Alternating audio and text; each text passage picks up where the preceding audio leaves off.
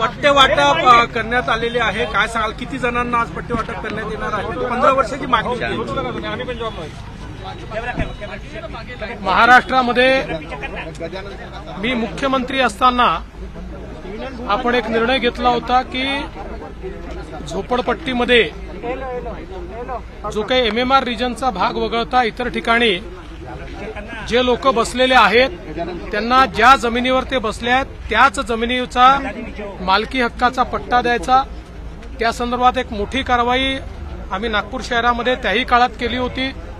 नंतर लक्षात आलं वेगवेगळ्या प्रकारचे रिझर्वेशन जमिनीवर आहेत, ते दूर करण्याचा प्रयत्न आपण केला.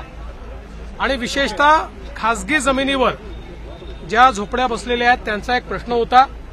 नव्याने सरकार आल्यानंतर तो प्रश्न देखील आम्ही सोडवलेला आहे आणि TDR देऊन त्या जमिनी अक्वायर करायच्या आणि त्या जमिनीवर जे बसलेले लोक आहेत त्यांना मालकी हक्काचा पट्टा द्यायचा, अशा प्रकारचा निर्णय आम्ही केला. त्यातच आज या भागामध्ये आम्ही पट्टे वाटप केलेलं आहे.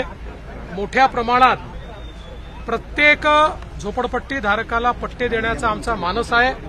हजारो पट्टे आतापर्यंत आम्ही वितरित केलेले आहेत. हजारो पट्टे अजून प्रोसेसमध्ये आहेत. ही सगळी प्रोसेस संपवून गरीबाला जमिनीचा अधिकार देण्याचं काम हे सरकारच्या वतीनं आम्ही करतो. देवेंद्रजी, राज ठाकरे आज बोलले की महाराष्ट्राला आरक्षणाची गरज काय? सध्या आरक्षणावरून चर्चा सुरू आहे. ते नेमके काय बोलले मला कल्पना. प्रकाश आंबेडकरांनी म्हटलं राज ठाकरेवर ताडा लावा.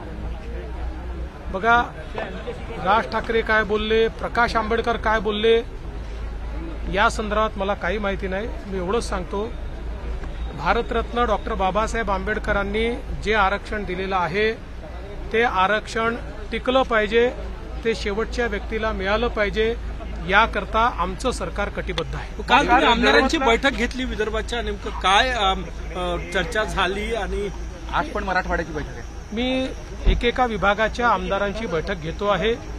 त्यामध्ये काय अडचणी आहेत त्याही समजून घेतोय आणि त्यासोबत निवडणुकीच्या दृष्टीनं काय आमची स्ट्रॅटेजी आहे त्या संदर्भात त्यांचा फीडबॅक घेतो. अनिल देशमुख ने ऐसा कहा है, बयान दिया है कि परमवीर सिंह मास्टरमाइंड थे, अंबानी के घर के सामने आरोप केला.